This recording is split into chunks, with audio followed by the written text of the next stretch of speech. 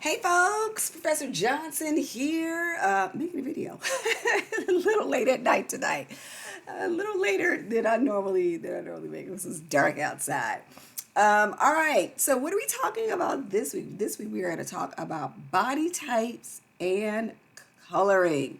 So what are we going to do this week? This week we are obviously going to learn about body types. You're going to learn about four main body types, and then you learn about the three that are based on measurements.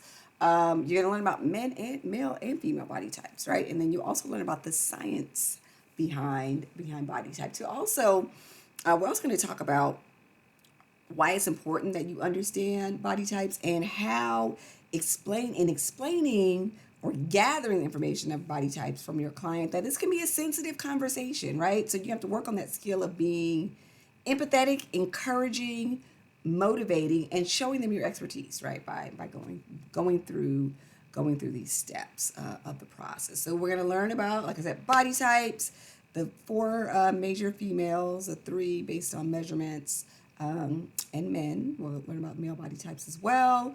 We're also going to you're also going to learn about one of the rules of body typing. It is known as the 3-5-8, the golden mean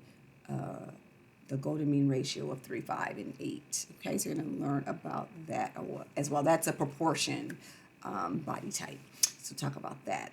Then we're going to move on to colors. You're going to learn about the color wheel, a little color theory, just a little bit. If you have taken textiles, you have this already. If not, you'll get it when you get textiles. So we'll learn a little bit about color theory.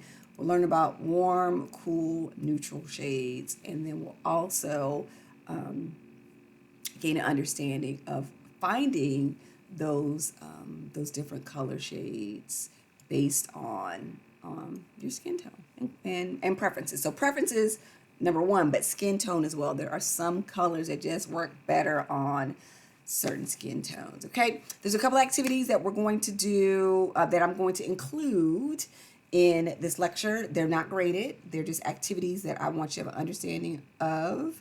I'm going to say still do them because they're going to come back later.